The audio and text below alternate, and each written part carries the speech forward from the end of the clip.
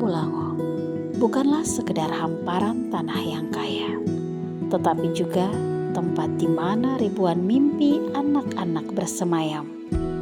Di setiap desa, di setiap dusun, ada jutaan potensi yang menunggu untuk dibangkitkan.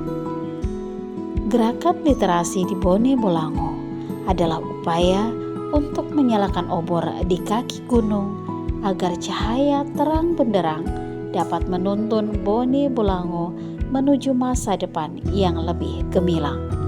Sebab, percayalah, tanpa literasi yang kuat, potensi terbesar sekalipun hanya akan menjadi dongeng yang usang. Ayo cepat, terus terlambat semua ini itu semua siang. Tunggu, Tini mau ke mana, Sob? Oh, Tini lagi mau pergi ini di perpustakaan. Di perpustakaan itu di mana? Di mana ke sana? Baru Tini apa? Oh, di situ, mau dekat di dekat Center Point, dekat samping kantor dinas pendidikan. Mau bapak panggil pada orang ini mau baca. Kalau tipir kamu ikut cuma ada tipir yang mau kerja. Oh iya, gagah sekali di situ. Di perpustakaan itu banyak sekali buku. Kan kalau misalnya Tipira mau bakal kerja tugas dan Tipira teman-teman toh, atau mau cari referensi buku yang Tipira mau pakai di sekolah, di situ banyak. Baru dekat sini cuma di mana dulu di Center Point itu dekat kantor dinas pendidikan, DP nama Perpustakaan Bone Bolango. Di situ ada banyak buku, di situ ada tempat baca. Nanti kalau misalnya Tipira mau datang dengan teman-teman, boleh olah pinjam buku, tidak bayar, gratis. Yang penting orang coba daftar jadi DP anggota begitu. Jadi kalau misalnya teman-teman atau Tipira suka membaca buku, pergi di situ di perpustakaan. Daripada boba lihat di HP terus, di situ ada referensi buku banyak. Oke? Oke, nanti Tipira ambil ke sana Tipira teman-teman. Oke, terus pergi Noah. Ya, Dadah, assalamualaikum. Iya. Dadah.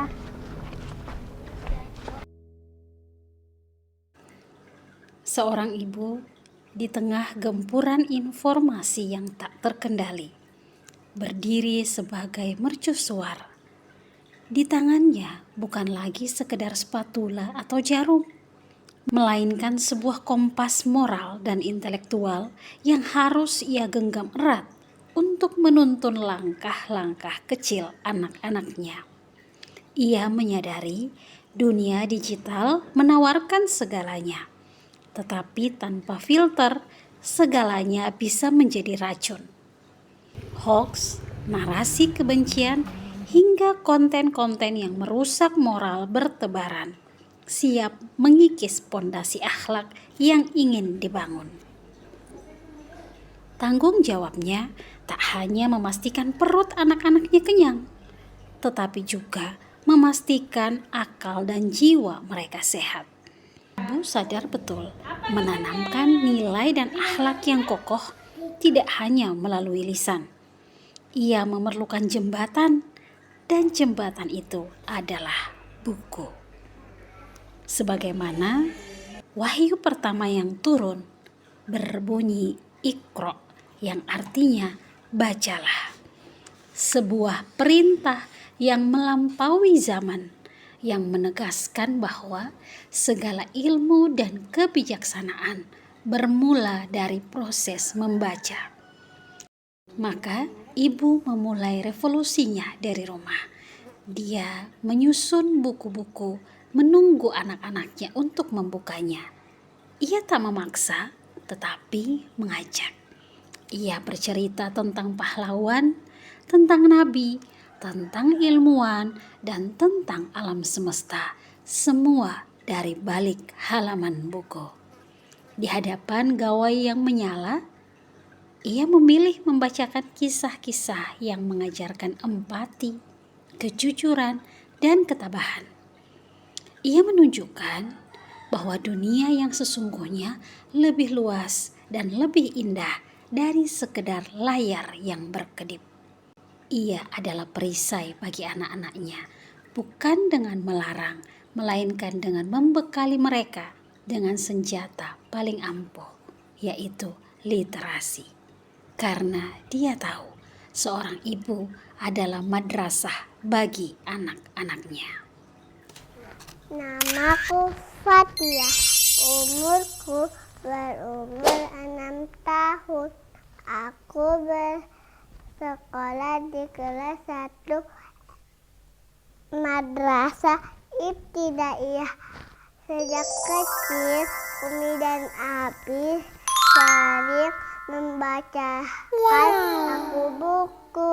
Walaupun aku belum bisa membaca, tetapi Umi dan Abi setiap hari membacakan aku buku. Cita-citaku menjadi guru. Umi bilang guru itu harus cerdas, pintar. Makanya kita harus rajin membaca, menulis, biar kita menjadi pintar, cerdas, dan hebat. Semoga besar nanti kita akan menjadi orang yang hebat, semangat, dan cerdas. Jangan lupa rajin membaca ya. Dadah. Umi. Kenapa nak? Habitat itu apa? Kenapa Tata baca di Manopol ini? Di buku soalnya dia tulis habitat hewan. Oh begini, kan ini tak tulis habitat. Habitat adalah tempat hewan tinggal. Nah hewan itu ada dia yang hidup di darat, ada yang hidup di laut. Macam kalau kita dapat lihat ayam, bebek, kambing, itu hewan-hewan yang hidup di darat. Baru ada hewan-hewan yang hidup di air. Macam orang dapat lihat ikan, apalagi yang di air. Ada kura-kura, penyu, itu hewan hidup di air. Itu dia nama habitat. Habitat itu tempat di mana hewan itu tinggal atau hewan itu hidup. Oh gagas sekali ini buku soalnya gambar hewan-hewan yang ada di buku ini soalnya tidak ada di Gorontalo, tapi kita tak bisa dapat lihat di buku. Kita tak bisa dapat lihat dapat bentuk, dapat nama.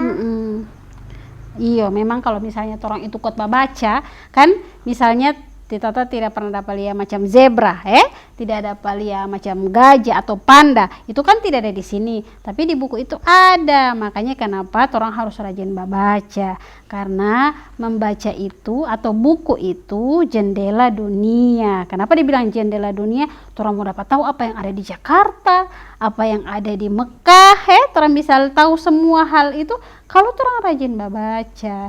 Jadi orang harus rajin membaca, biarpun Tata masih kelas 1, masih SD, harus rajin membaca supaya bisa tahu informasi, bisa jadi anak yang pintar, cerdas, insya Allah. Menjadi orang tua adalah tanggung jawab yang besar. Bukan hanya sekedar memastikan anak-anak tumbuh secara fisik, tapi kita juga harus memastikan bahwa anak-anak hidup dan mendapatkan informasi yang benar. Derasnya arus informasi yang sering kali menyesatkan.